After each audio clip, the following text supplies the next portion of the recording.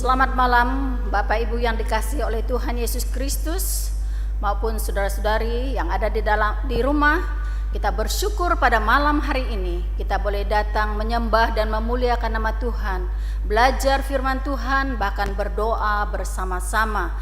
Kita bersyukur untuk pemeliharaan Tuhan yang sempurna di dalam kehidupan kita. Oleh sebab itu mari kita menyerahkan seluruh ibadah kita pada malam hari ini ke dalam tangan Tuhan. Mari kita berdoa. Bapa kami yang ada di dalam surga, kami sungguh bersyukur untuk pemeliharaan Tuhan yang sempurna di dalam kehidupan kami. Hingga pada malam hari ini kami boleh datang menyembah, memuliakan nama Tuhan, belajar firman Tuhan, bahkan berdoa bersama.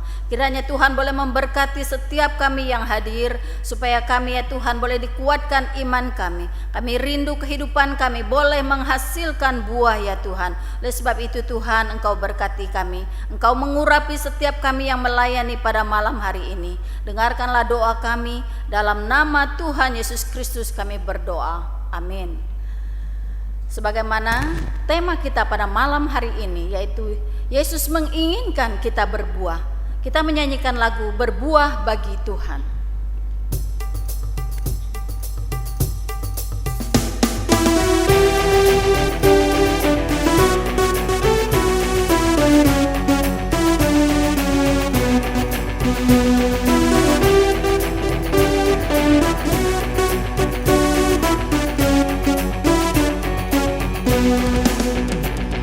Berbuah bagi Tuhan, Tuhan Yesus pokok yang benar.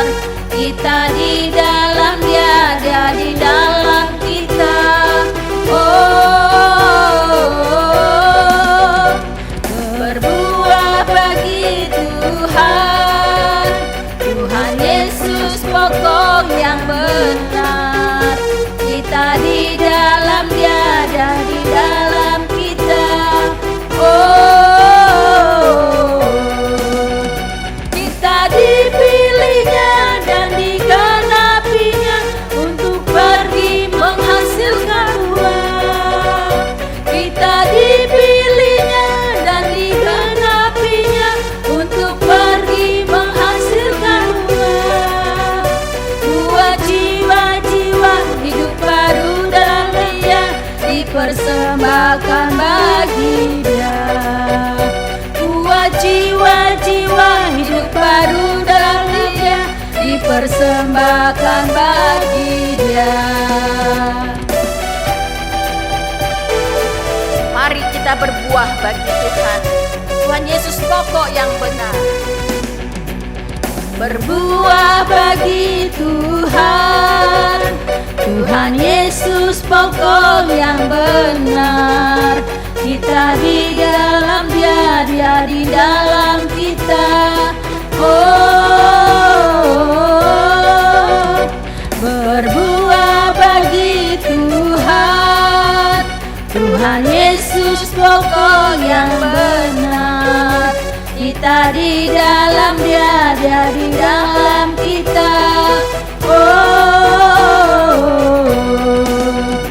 kita dipilihnya dan digenapinya untuk pergi menghasilkan buah.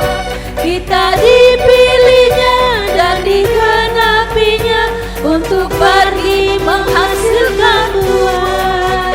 Buah jiwa-jiwa hidup baru dalam Dia dipersembahkan bagi Dia. Buah jiwa-jiwa hidup baru dalam Dia dipersembahkan bagi Dia. Dipersembahkan bagi Dia. Dipersembahkan bagi Dia. Kita akan mendengarkan firman Tuhan yang akan disampaikan oleh Guru Injil Febri.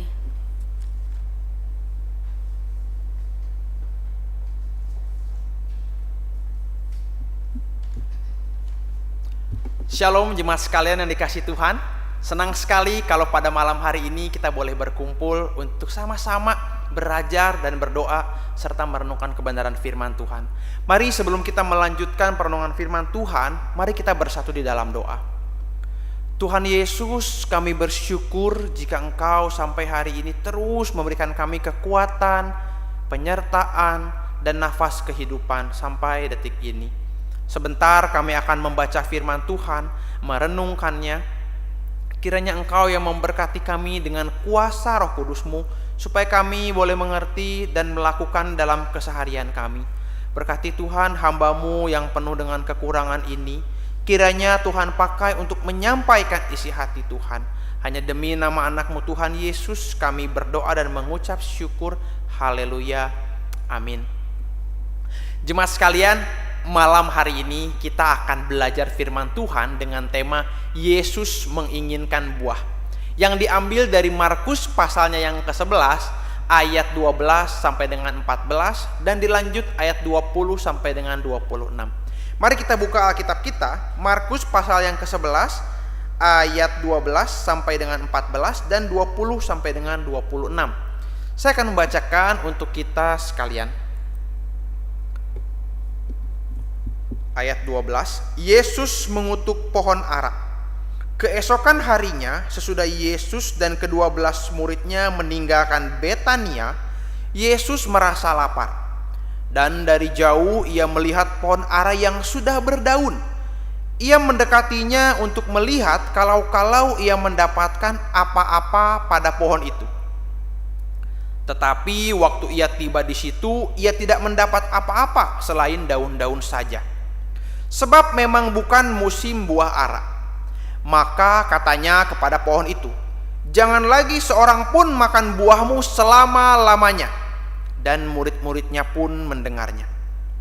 Ayat 20, pohon ara yang sudah kering, nasihat Yesus tentang doa.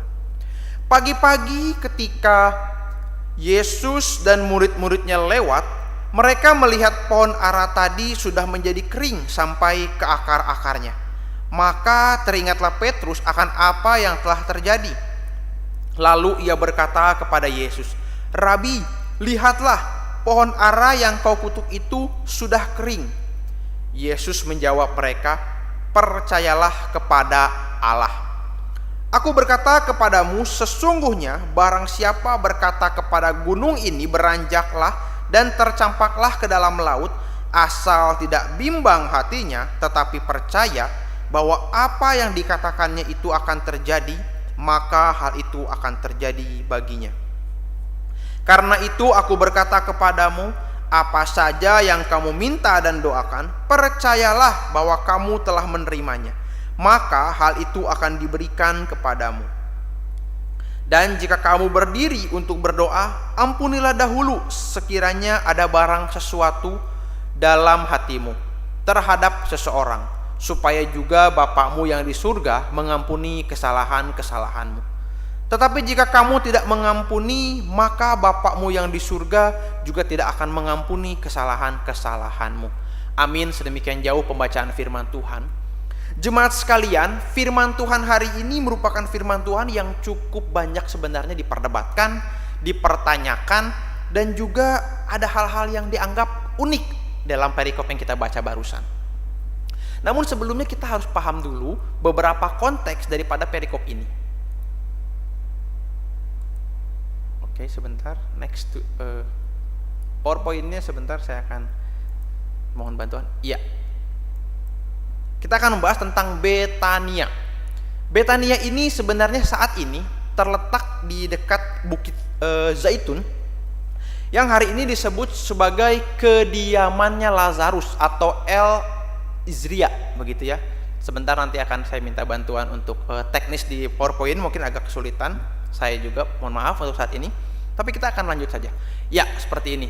Dan oke, maaf, di next lagi. Sudah ada? Ya, sekali lagi. Nah, Betania dan Betfage ini sebenarnya artinya sama, yaitu rumah pohon ara. Atau ada yang mengatakan artinya itu seperti perkebunan, rumah perkebunan pohon ara. Jadi wajar ketika Tuhan Yesus melewati daerah Betania dan Betfage menuju Yerusalem, Tuhan Yesus akan langsung diperhadapkan dengan banyaknya pohon ara. Jadi sekarang sudah tahu mengapa Tuhan Yesus bisa bertemu dengan pohon ara ketika dia melewati Betania menuju Yerusalem. Karena memang daerah itu daerah yang banyak pohon aranya. Jadi Bet itu artinya rumah, Tinah atau Tinah ini artinya ara. Jadi Betania itu artinya rumah pohon ara. Tampaknya ada kesalahan di dalam laptop saya. Ya, next lagi, mohon maaf. Ya, kita akan membahas sedikit pohon ara. Nah, boleh, benar sekali, boleh tampilkan aja semuanya. Jemaat sekalian, mungkin ada beberapa yang belum tahu tentang pohon ara. Di Indonesia, pohon ara ini seringkali disebut dengan pohon tin. Dari asal kata tadi, tinah. Yang cukup besar sebenarnya pohonnya, sekitar 4-9 meter bisa bertumbuh tinggi. Lalu biasanya musim menuainya itu atau musim berbuahnya di antara bulan Juni dan sampai Agustus dan juga September, tergantung. Pada waktu itu biasanya musim panas dipanen, lalu digunakan untuk kebutuhan di musim dingin sehingga dikeringkan. Ada beberapa orang bahkan di daerah timur sana, timur tengah sana dijadikan obat. Begitu banyak kegunaan daripada si buah tin ini atau pohon ara ini atau buah ara ini. Boleh di next, kita akan melihat. Nah, ini bentuknya, dalamnya buah ara. Bentuknya seperti ini, rasanya sangat manis dan unik, jemaat sekalian. Next lagi yang dikeringkan, nah bentuknya seperti ini. Ketika dikeringkan, ini gunanya memang untuk diawetkan supaya bertahan lama di musim dingin. Lalu juga biasanya ketika menjadi kering ini dijadikan untuk sebagai kue begitu. Jadi banyak sekali pemanfaatannya dan umum sekali di daerah sana ketika zaman Tuhan Yesus, bahkan sampai hari ini buah ara ini dibudidayakan dan dikonsumsi begitu. Boleh saya bantu next lagi karena tampaknya ada kesalahan. Ya, jemaat sekalian, next lagi aja, tampilkan semuanya, boleh, karena ada kesalahan. Ya, jemaat sekalian, begini, perikop yang kita baca barusan sebenarnya merupakan suatu perikop yang unik. Karena seperti roti sandwich begitu atau roti lapis. Mengapa dikatakan seperti itu? Kalau kita lihat di antara ayat yang ke-14 sampai dengan 20, ini ada suatu hal yang unik sekali.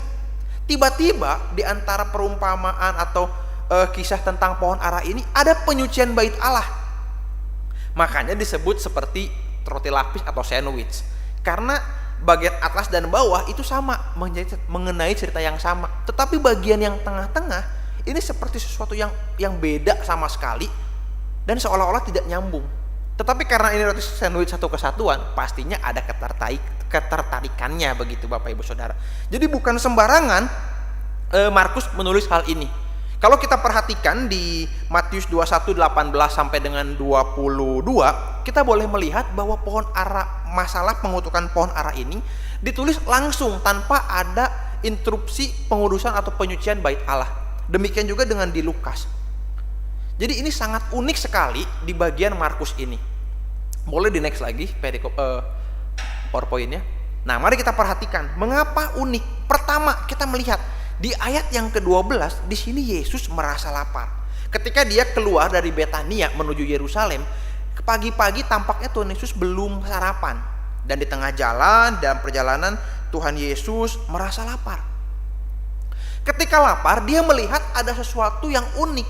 Pohon ara yang dia temui sepanjang jalan, ada satu yang unik pastinya, dan sangat berdaun lebat.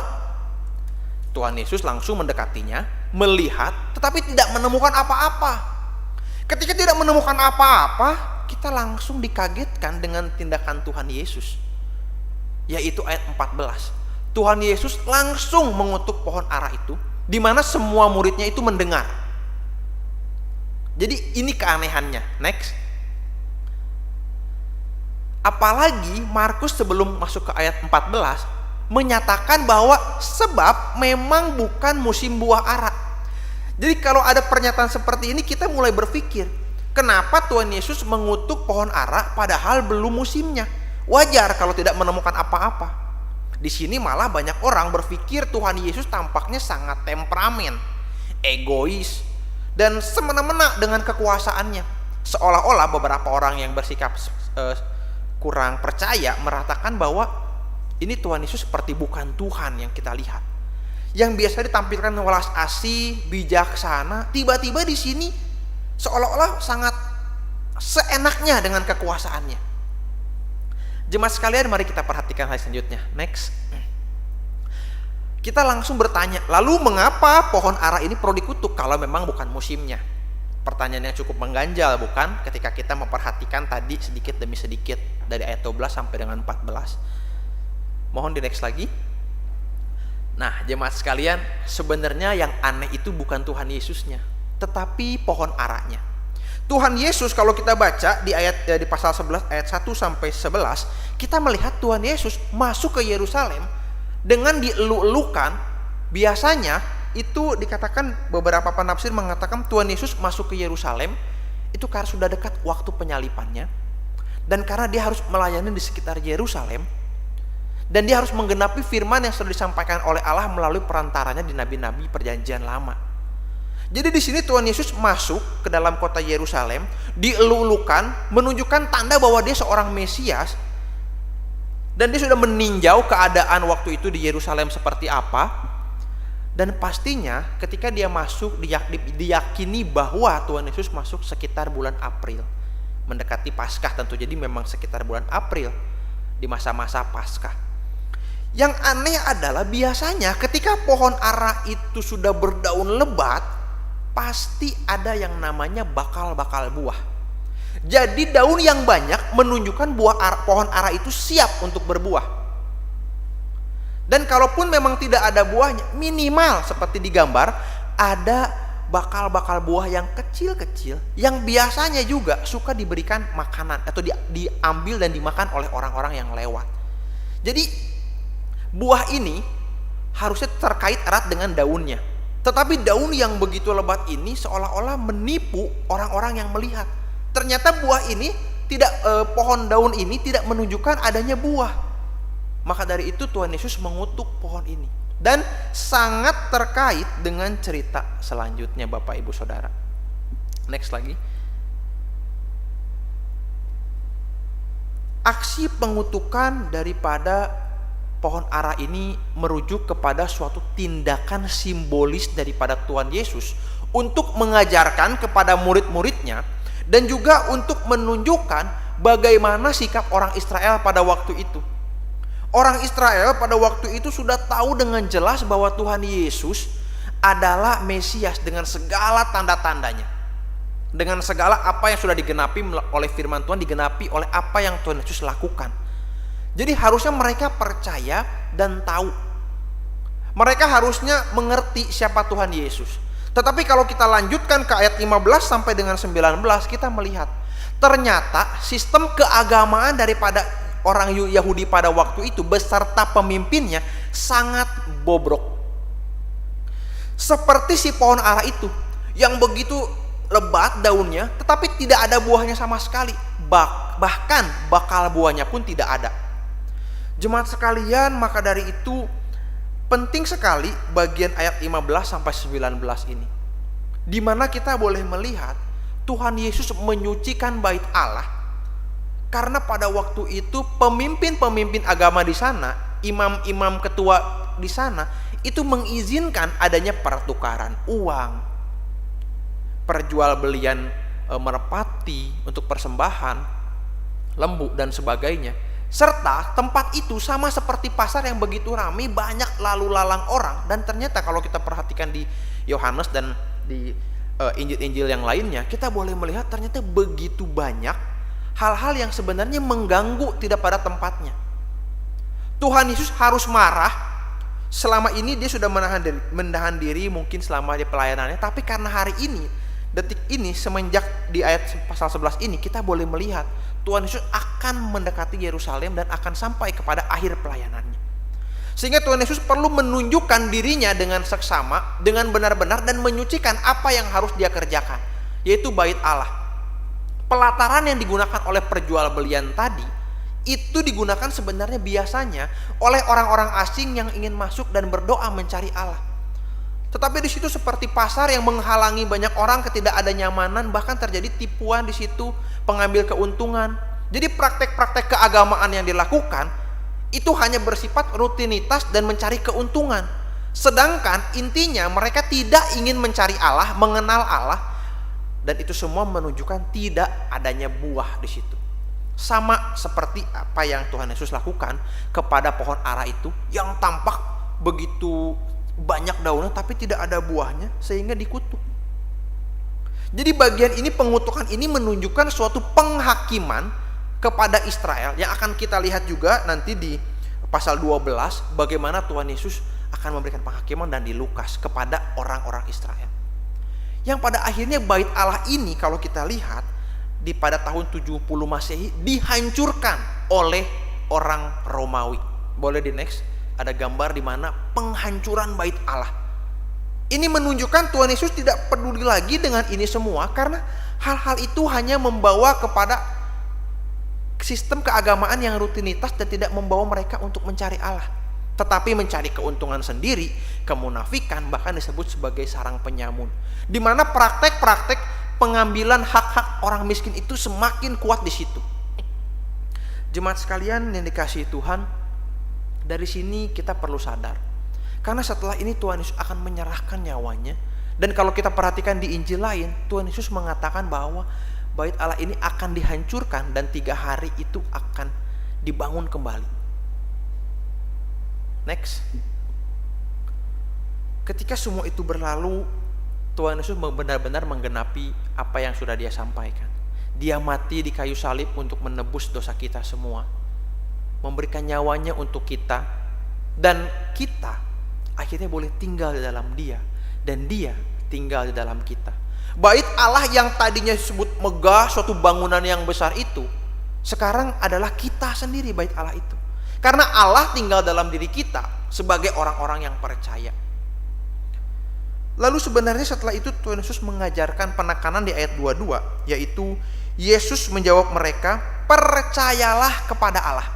Mengapa Tuhan Yesus menekankan hal ini?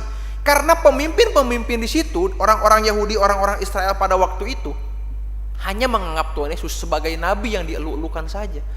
Mereka mengetahui semua isi Taurat, mereka memahami tentang tanda-tanda yang disebutkan dalam Taurat, tetapi mereka tidak mau percaya kepada Tuhan Yesus.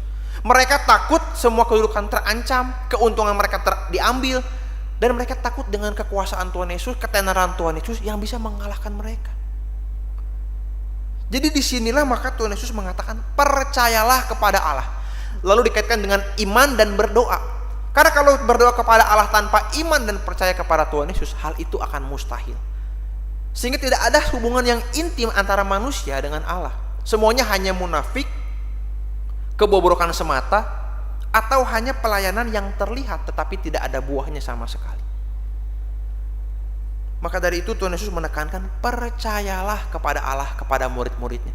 Karena ini adalah berita Injil yang penting, yang harusnya mereka percayai. Hari ini Bapak Ibu Saudara kita belajar bahwa untuk next, percaya kepada Allah. Kita harus percaya kepada Tuhan Yesus, sadar bahwa kita adalah bait Allah hari ini. Dan kita perlu menunjukkan buah-buah iman kita dalam keseharian kita.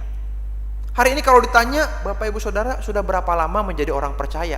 Setahun, 2 tahun, 3 tahun, 4 tahun. Atau gereja kita, sudah berapa lama gereja kita berada di lingkungan ini? 40 tahun lebih, 46 tahun. Lalu apa buahnya, dampaknya bagi orang di sekitar kita? Dan apa yang orang rasakan melalui kehidupan kita sebagai orang percaya?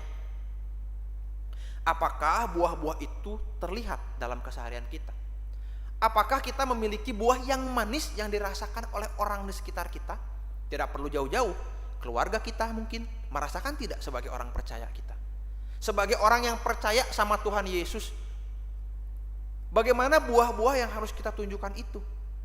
Atau minimal, adakah bakal-bakal buah yang terlihat selama kita percaya kepada Tuhan Yesus? Jemaat sekalian, pada bagian ini saya merenungkan kehidupan saya pribadi. Saya merasa bagaimana dengan kehidupan saya sebagai hamba Tuhan. Apakah saya sudah menunjukkan buah saya kepada jemaat di GKR Gedong ini? Apakah orang bisa melihat bahwa saya sebagai orang yang beriman atau tidak?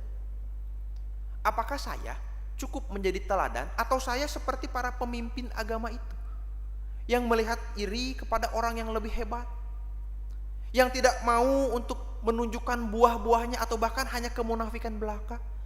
Firman Tuhan ini begitu menegur saya Bapak Ibu Saudara.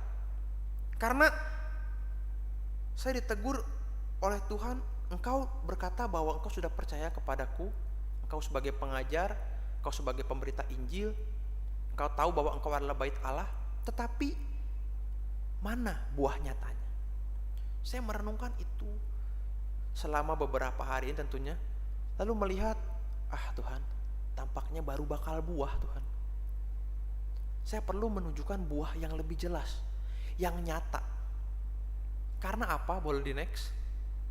Karena Tuhan menginginkan buah. Kalau tadi bakal buahnya di gambar yang tadi sebelum ini, ada bakal buah yang kecil, itu harusnya sudah bisa dilihat oleh orang dalam kehidupan kita. Tuhan menginginkan buah dari kepercayaan kita, dari iman kita kepada Dia. Karena Tuhan tinggal dalam kita, dan harusnya kita pun tinggal di dalam Dia. Sehingga buahnya itu benar-benar terlihat jelas seperti yang digambar, begitu ranum, banyak, melimpah, dan orang lain bisa menikmati dengan enak, dengan nikmat, dan bakal dikeringkan pun menjadi berkat begitu. Hari ini harusnya kita benar-benar melihat lagi dengan segala kondisi hari ini. Apakah kita menjadi berkat buat orang banyak?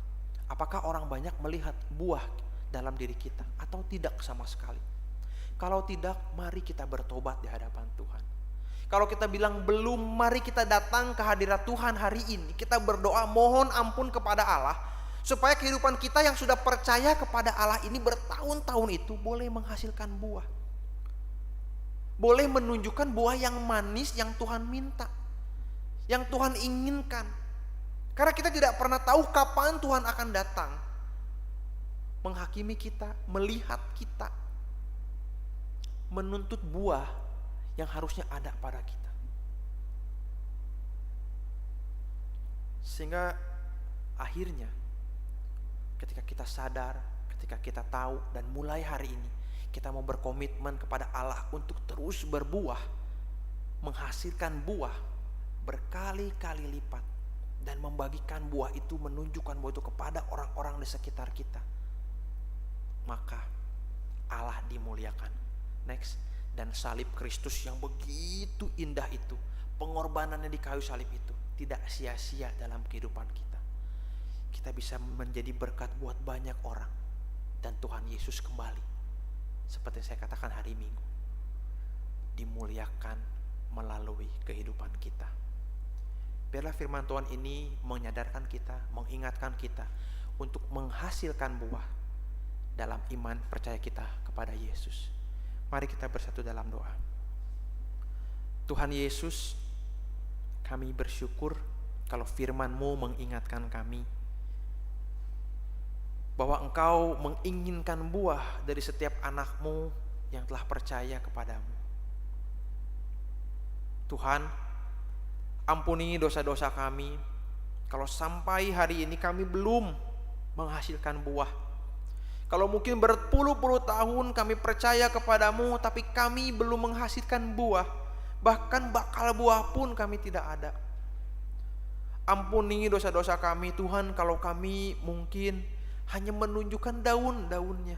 Mungkin seperti orang Israel yang hanya sibuk dengan rutinitas keagamaan, tetapi tidak ada buah nyata, dan hanya rutinitas bahkan kemunafikan yang dimunculkan. Ampuni dosa-dosa kami Tuhan. Tuhan, kami sadar bahwa kami sendiri untuk menghasilkan buah kami tidak mampu. Biarlah Tuhan Engkau hari ini yang bertahta dalam hidup kami, hati kami, supaya Roh Kudus menguasai seluruh aspek kehidupan kami, sehingga kami boleh menghasilkan buah, dan buah kami tetap manis, menjadi berkat, dan nama Tuhan dimuliakan melalui kehidupan kami. Hanya demi nama anak-Mu Tuhan Yesus kami serahkan doa ini. Haleluya. Amin.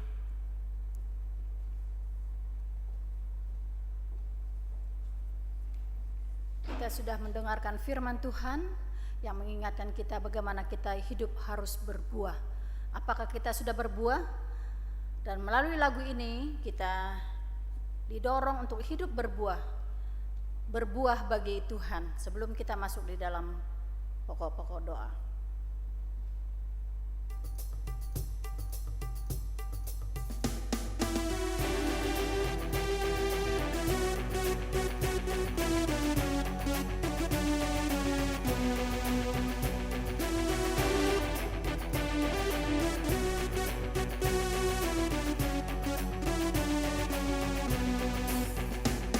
Berbuah bagi Tuhan, Tuhan Yesus pokok yang benar. Kita di dalam Dia, Dia di dalam kita. Oh, berbuah bagi Tuhan, Tuhan Yesus pokok yang benar. Kita di dalam Dia, Dia di dalam kita. Oh, kita dipilihnya dan digenapinya, dan pergi menghasilkan buah. Kita dipilihnya dan digenapinya untuk pergi menghasilkan buah. Buat jiwa-jiwa hidup baru dalam Dia, dipersembahkan bagi Dia. Buat jiwa-jiwa hidup baru dalam Dia, dipersembahkan bagi Dia.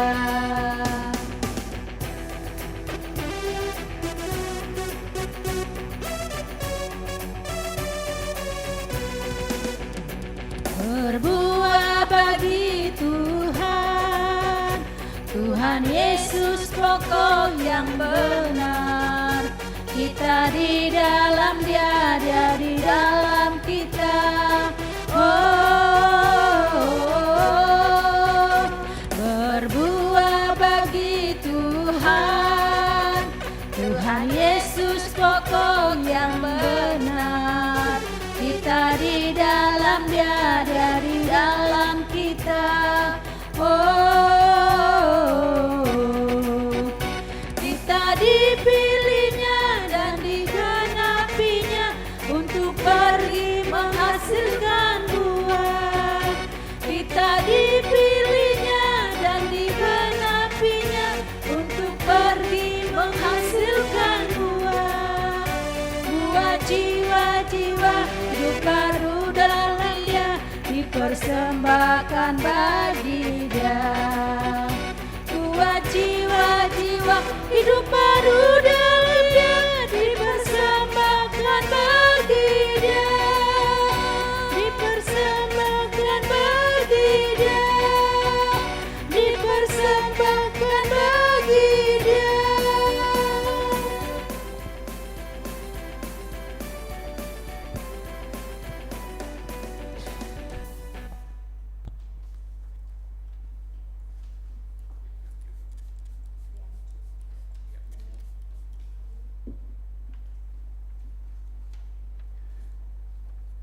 Jemaat sekalian yang dikasihi Tuhan, kita sudah mendengarkan firman Tuhan dan memuji Tuhan, dan tiba saatnya kita akan masuk di dalam doa bersama-sama.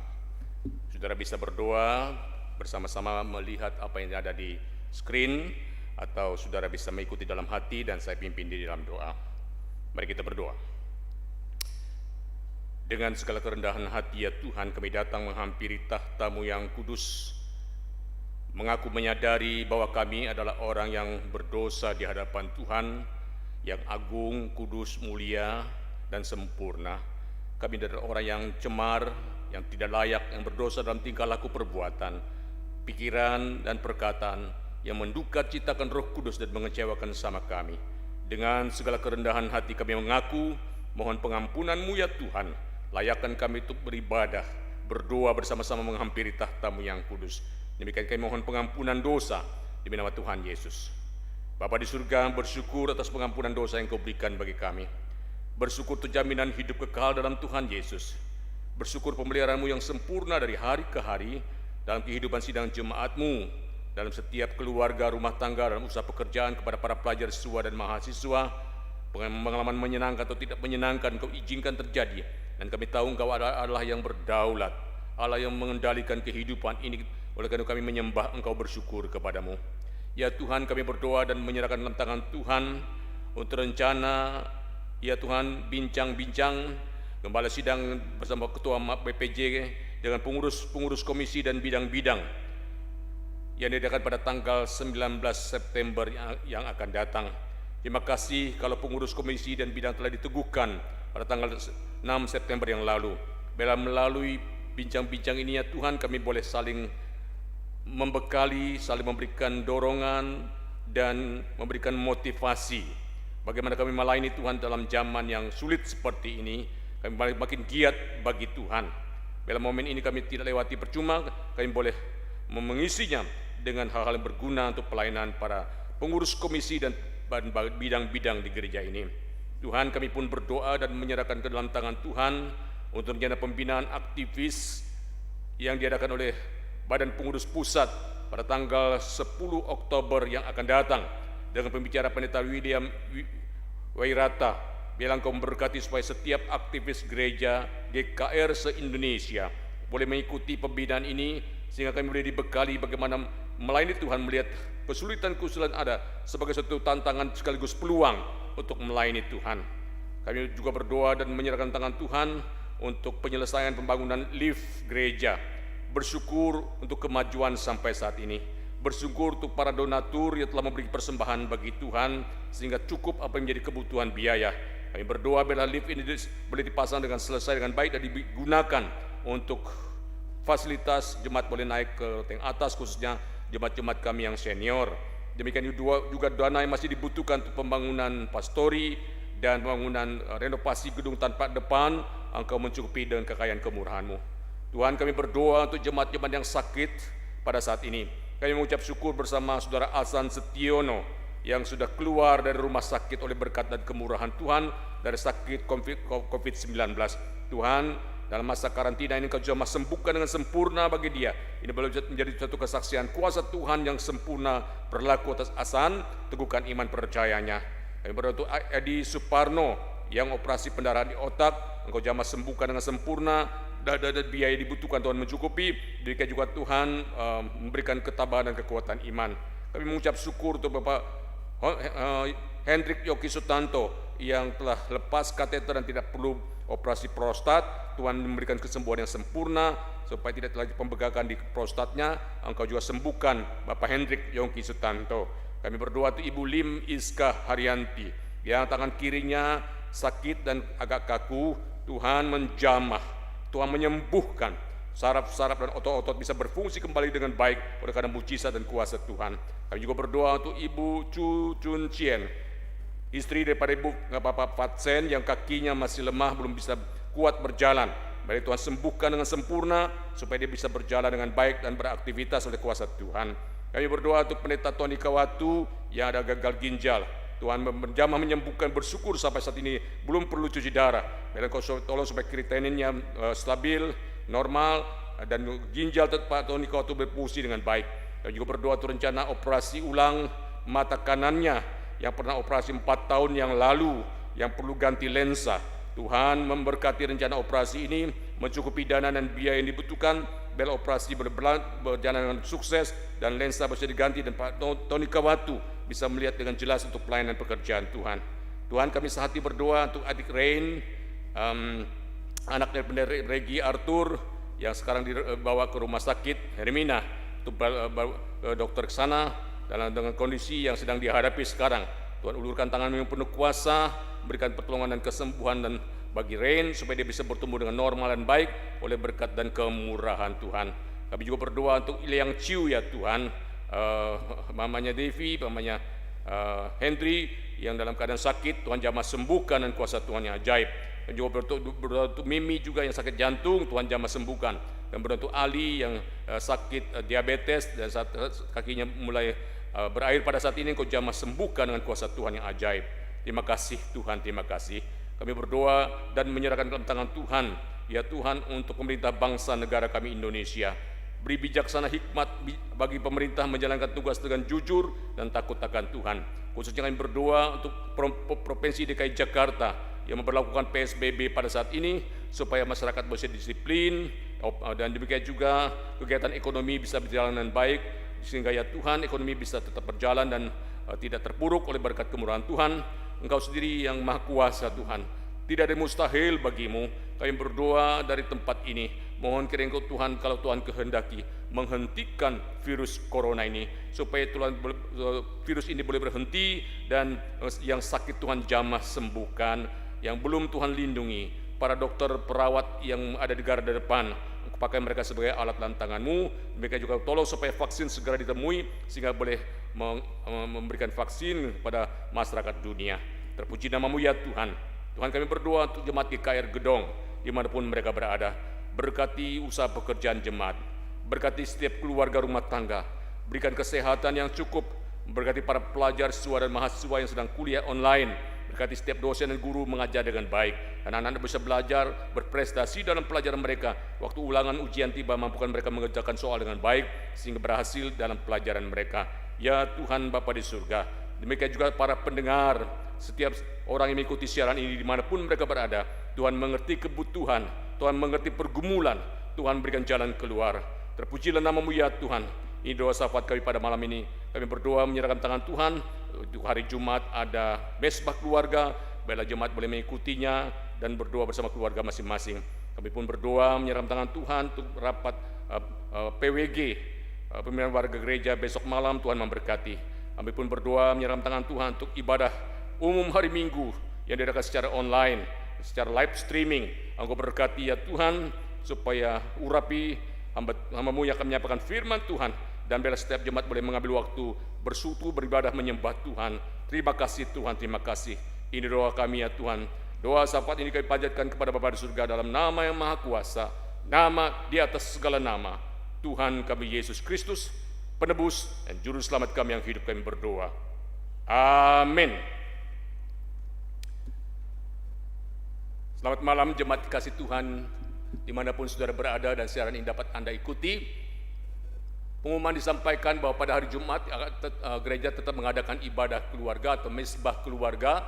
Saudara bisa mengikuti melalui kanal YouTube mulai pukul 18 ya, mulai pukul 18 secara online ya pada hari Jumat ini. Akan firman Tuhan, saya akan menyampaikan firman Tuhan sambungan dari keilahian Kristus atau keutuhan Kristus bagian kedua. Harap jemaat bisa menyempatkan waktu dan mengikuti mesbah keluarga ini. Kemudian, saudaraku, hari Minggu tema firman Tuhan, saya akan menyampaikan tema dengan firman Tuhan dengan tema hidup di antara masyarakat pluralis. Kita hidup di tengah-tengah masyarakat yang majemuk secara suku, agama, budaya. Bagaimana kita harus membawa diri di tengah-tengah masyarakat yang seperti ini.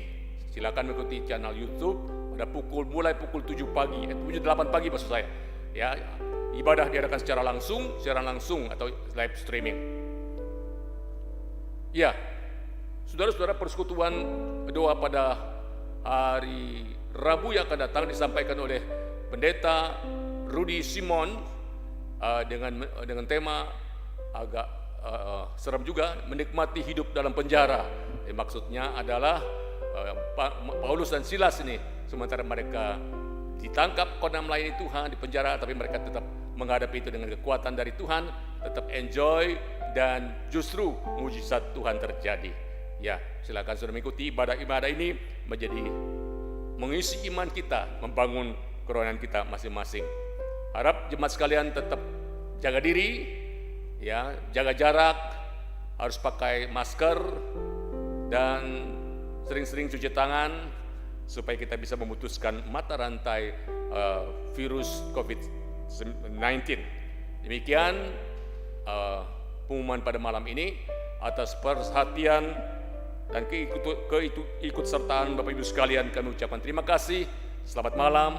Sampai jumpa kembali pada waktu yang ibadah-ibadah yang akan datang. Tuhan Yesus memberkati. Amin. Mari kita akhiri ibadah kita dengan tutup dalam doa. Bersyukur kepadamu ya Tuhan, penyertaan-Mu dalam persekutuan doa pada malam ini. Kami Kami percaya Tuhan telah mendengar dan akan mengabulkan doa-doa kami sesuai kehendak-Mu. Bila firman Tuhan yang kami dengar sekali lagi menggugah kami, bukan hanya penampilan yang segar, yang subur, namun tidak produktif, tidak ada buahnya. Bila kami sebagai orang sudah diselamatkan, menghasilkan buah-buah nyata dalam kehidupan kami sehari-hari, supaya orang-orang luar melihat kesaksian hidup kami sebagai orang-orang yang Engkau telah tebus. Terima kasih Tuhan, kami akhiri persekutuan pada malam ini, berkati yang sudah mengikutinya, baik dalam ruangan ini maupun di rumah, berkat-Mu melimpah baik berkat jasmani maupun berkat rohani.